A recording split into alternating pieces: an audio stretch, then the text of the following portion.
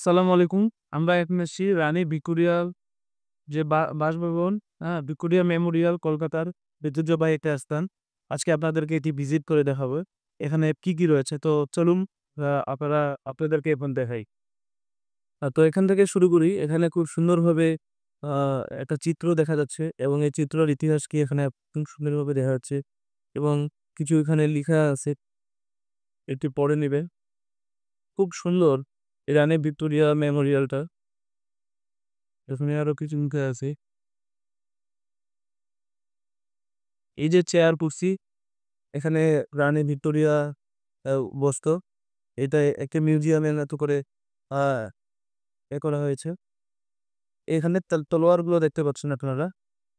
এগুলো সেই তলোয়ার যেই ও ব্রিটিশরা যখন ইন্ডিয়া শাসন করে তারা এই তলোয়ারের ইতিহাসগুলো এখানে আছে। এই যে এটা দেখুন ঘোষণাপত্র। রানী ভিক্টোরিয়ার ঘোষণাপত্রে খুব সুন্দরভাবে দেখতে পাচ্ছেন এবং এইসব তলোয়ার এগুলো দিয়ে যুদ্ধ হয়েছিল সেসময়। এই যে ম্যাপের চিত্র রয়েছে। আর আমি যদি একটু ১ম এ এটা দেখাই, কত বড় কি দেখুন।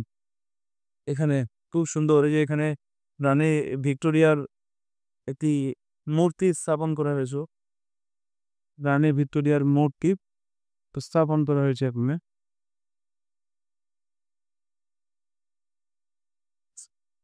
আমরা একটু ভিতরে প্রবেশ করব এখন। একটু যদি এখান থেকে আপনাদেরকে পুরো ভিউজটা দেখাই দেখুন, কত সুন্দর এই রানী ভিক্টোরিয়া বাসভবন যেটা রানী ভিক্টোরিয়ার এখানে স্থাপনা রয়েছে। এটা কিন্তু আরো অনেক বড়।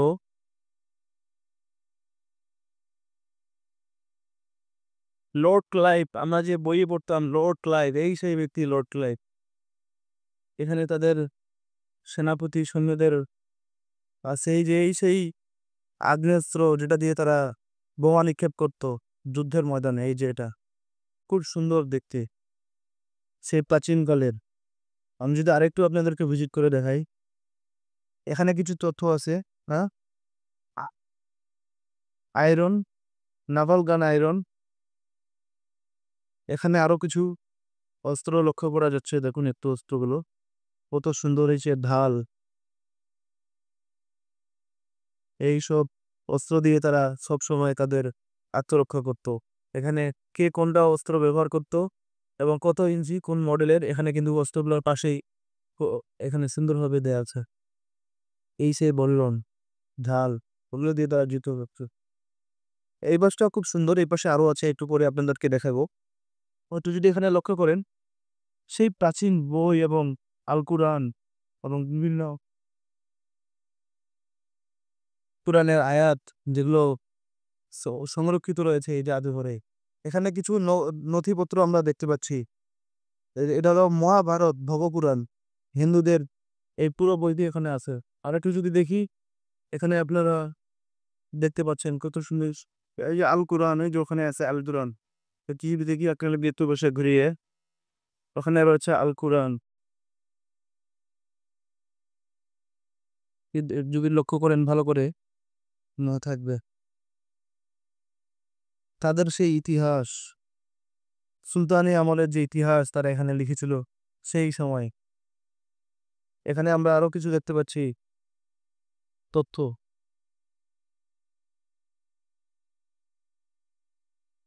পলাশী যুদ্ধ যখন হয়েছিল, তার যে প্রতিধাপ এই পলাশীর প্রান্তরে এভাবেই এ তারা একটি নকশা তো তো তৈরি করে রেখেছে। এ এ এ এই নদী বেয়ে পাশে গাছপালা এবং এইটা ছিল পলাশী যুদ্ধের যে মাঠ, এটি তারা সুন্দরভাবে এঁকে রেখেছে। এই যে এই নথিসহ পলাশী যুদ্ধের মাঠটা ছিল এরকম। আমি যদি আপনাদের যে এইসব যে সৈন্যরা ছিল,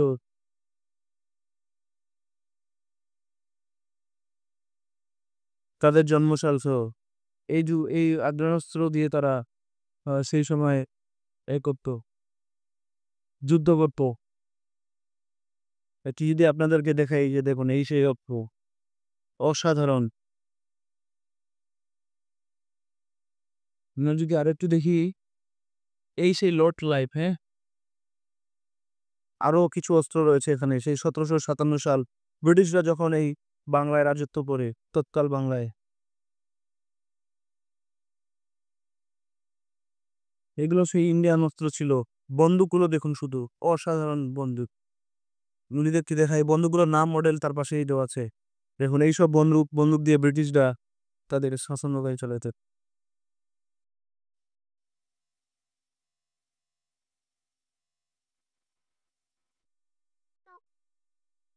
তাদেরকে আরেকটু ভিতরে নিয়ে যাই। আরো কিছু অস্ত্র আছে, দেখুন অস্ত্রগুলো একবার। সরাসরি এসবের সাক্ষী হতে অসাধারণ একটি অনুভূতি কাজ করছে। দেখুন এইসব অস্ত্র তখন 1757 সাল এবং যে পলাশী যুদ্ধ হয়ে এলো ব্যবহৃত হয়েছিল। এই সেনাপতিরা এবং যার সৈন্যরা তারা এই অস্ত্রগুলো সবসময় তাদের কোমরে করে বা- বহন করত। অসাধারণ এই অস্ত্রগুলো।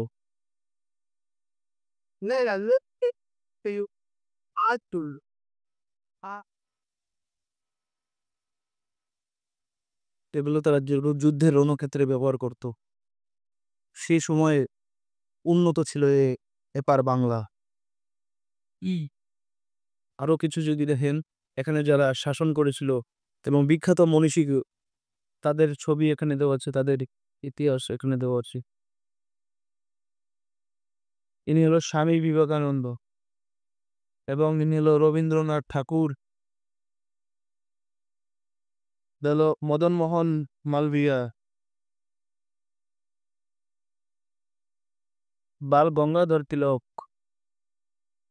রাসবিহারী ঘোষ, বঙ্কিমচন্দ্র চট্টোপাধ্যায়, এ হলো ঈশ্বরচন্দ্র বিদ্যাসাগর। এদেরকে আমরা বইয়ের পৃষ্ঠায় পড়তাম।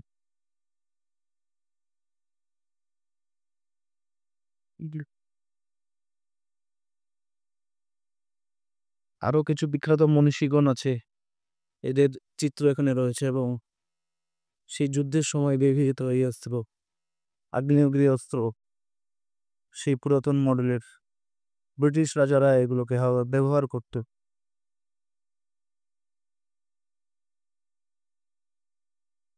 এখানে যারা ভারতবর্ষে রাজত্ব করছে এবং বিশ্ব শাসন করছে তাদের কিছু